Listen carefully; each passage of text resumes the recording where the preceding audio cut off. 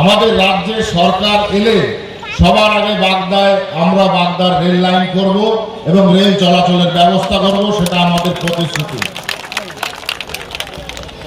এমতো অবস্থাতে আগামী দিনে বাগদার উন্নয়নের জন্য ভারতীয় জনতা পার্টির বিকল্প কিছু নেই। এই ভারতীয় জনতা পার্টিকে জিতিয়ে বিপুল ভোটে জয়যুক্ত করুন এবং আপনারা বাগদার উন্নয়নকে সম্মুখে নিয়ে আসুন।